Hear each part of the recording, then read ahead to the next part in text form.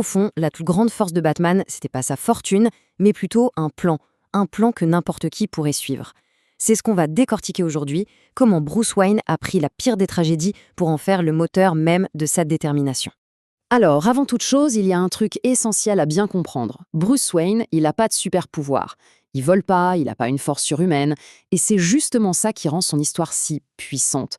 Son parcours, c'est pas celui d'un dieu, loin de là, c'est celui d'un simple être humain qui a décidé de pousser son potentiel jusqu'à l'extrême limite. Bon, son histoire tragique, on la connaît tous, hein.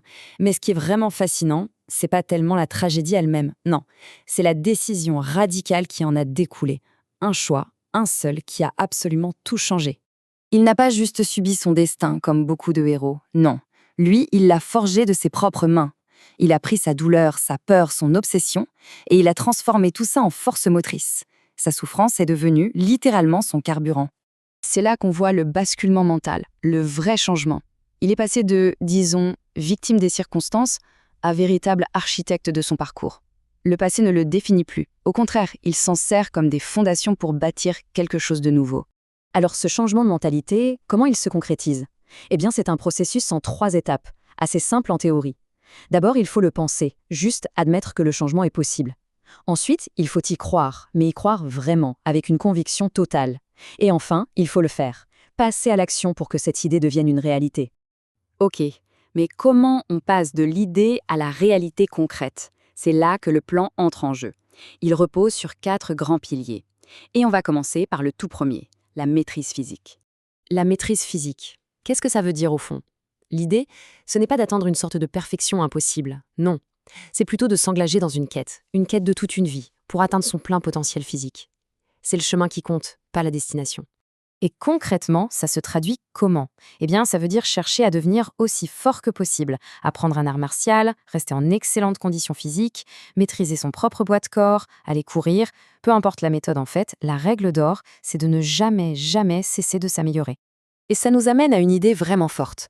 Être inarrêtable, ça ne veut pas dire être imbattable. Pas du tout. Ça veut juste dire qu'on n'arrête jamais. Jamais. La vraie clé, c'est la persistance, pure et simple. Mais bon, la force physique, c'est une chose. Sans un mental d'acier pour la guider, elle ne sert pas à grand-chose. On arrive donc au deuxième pilier, un travail intérieur qui est tout aussi crucial, le conditionnement mental. Le conditionnement mental, si on devait le résumer en une seule phrase, ce serait ça. Avoir le courage d'être complètement, radicalement honnête avec soi-même. Pour pouvoir grandir, c'est le point de départ de tout. Sans cette honnêteté, pas de croissance possible.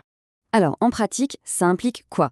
Ça implique d'avoir une vraie conversation honnête avec soi-même, de regarder ses peurs et ses échecs droit dans les yeux.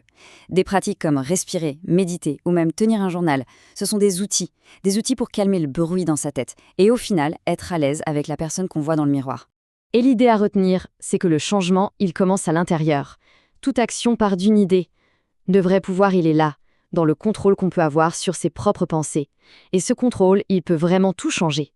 On a le corps, on a le mental. On passe maintenant au 3e pilier, l'acquisition de compétences. La question est simple. Comment devient-on vraiment bon dans quelque chose?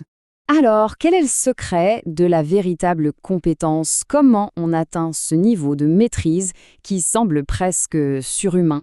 La réponse, elle tient en un seul mot. Un mot qui a souvent mauvaise réputation, l'obsession. En gros, le mode d'emploi, c'est ça. On choisit une chose à maîtriser, une seule, et on devient obsédé par cette chose. Ça veut dire rester un élève toute sa vie. Ne jamais avoir peur de poser des questions, de faire des erreurs pour apprendre. En fait, il faut chercher à sortir de sa zone de confort. C'est là qu'on progresse le plus. Et tout ça, le corps, le mental, les compétences, tout ça nous amène au pilier final, celui qui lie tout ensemble, la discipline et l'identité. Parce que, au fond, l'identité, c'est quoi? Ce n'est pas quelque chose de figé. C'est simplement la personne que l'on devient à travers les actions qu'on répète jour après jour. On est, en quelque sorte, la somme de ses habitudes. Et c'est ça le vrai secret. C'est ce qui fait de Bruce Wayne Batman. Ce n'est pas un grand événement héroïque. Non, c'est la discipline, la répétition, jour après jour, d'actions qui construisent cette nouvelle personne. Concrètement, ça veut dire quoi?